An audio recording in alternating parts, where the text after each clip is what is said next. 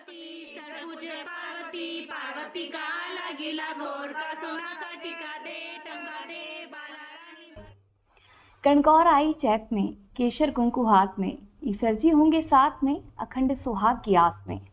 खम्मा गणी, मैं हूं अनुजा और स्वागत है आप सभी का इस खास वीडियो में, जिसमें हम आपको बताएंगे राजस्थान के जयपुर में देवी पार्वती को समर्पित कणकौर किस तरीके से और किस विधि विधान से मनाई जाती है।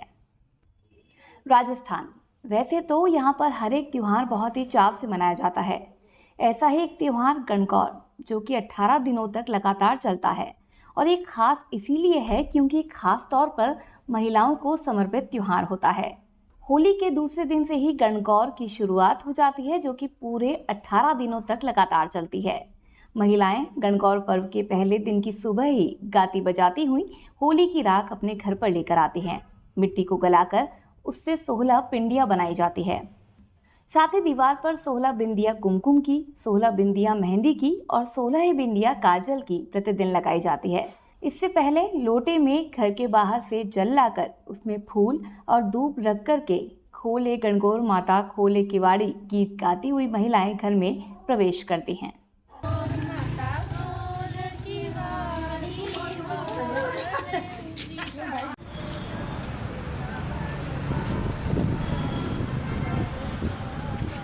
8वें दिन बासेड़ा या शीतलाष्टमी के दिन ईसर गणगौर की प्रतिमा विराजित करी जाती है। साथ ही इस दिन छोटी छोटी बच्चियों को दुल्हा दुल्हन बनाया जाता है। उन्हें पार्क में ले जाया जाता है।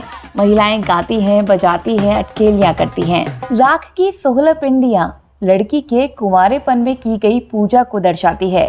वहीं प्रतिमा रखने की मान्यता स्त्री के सुहागिन होने से जुड़ी है। इसी दिन कणकौर के चारों ओर मिट्टी में जौ भी बोए जाते हैं। इसके बाद अंकुरित होने के इंतजार में बीज को हर रोज पानी पिलाया जाता है।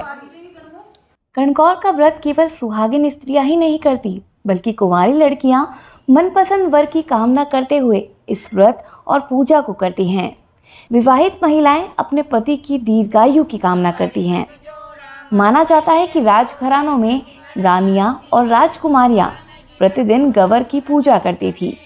पूजन के स्थान पर दीवार पर ईसर और गवरी के भव्य चित्र अंकित कर दिए जाते हैं। ईसर जी के सामने गवरी हाथ जोड़े बैठी रहती है। ईसर जी काली दाढ़ी और राजसी पोशाक में तेजस्वी पुरुष के रूप में अंकित किए जाते हैं। मिट्टी की पिंडियों की पूजा कर दीवार पर गवरी के चित्र के नीचे 16 कुमकुम, काजल और मेहंदी की बिंदियां लगाकर हरी धूप से पूजा की जाती है। साथ ही इच्छा प्राप्ति के गीत भी गाए जाते हैं।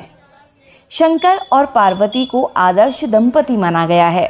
दोनों के बीच के अटूट प्रेम के संबंध में एक कथा भी है, जो कि कणकौर के अवसर पर सुनी जाती है। माना जाता है कि कणकौर अपने पीहर आती है और फिर पीछे पीछे ईसर जी उसे वापस लेने आते हैं और आखिर में चैत्र शुक्ल द्वितीया व तृतीया को कणकौर को अपने ससुराल के लिए विदा किया जाता है। मान्यताओं के अनुसार प्राचीन काल में माता पार्वती ने भगवान शिव को पति रूप में पाने के लिए तपस्या, व्रत आदि किया था। भगवान शिव माता पार्वती की तपस्या से प्रसन्न हुए और माता पार्वती की मनोकामना पूरी की। तभी से कुंवारी लड़कियां इच्छित वर पाने के लिए और सुहागिनें अपने सुहाग की लंबी उम्र के लिए ईसर जी और मां पार्वती की पूजा अर्चना करती हैं। कणकौर वाले दिन महिलाएं सज धज कर 16 श्रृंगार करती हैं और माता गौरी की विधि विधान से पूजा कर उन्हें श्रृंगार की सभी वस्तुएं अर्पित करती हैं। इस दिन मिट्टी से बनी ईसर जी और कणकौर की मूर्ति को बड़े ही सुंदर ढंग से सजाया जाता है।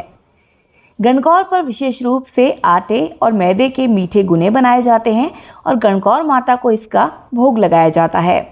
दोपहर बाद कणकौर माता को ससुराल के लिए विदा किया जाता है, यानी कि विसर्जित किया जाता है और इनका विसर्जन कुएं या तालाब में किया जाता है। शादी के बाद लड़की पहली बार कणकौर अपने मायके में मनाती है और गुनों तथा सास के कपड़ों का बायना निकालकर ससुराल में भेजती है।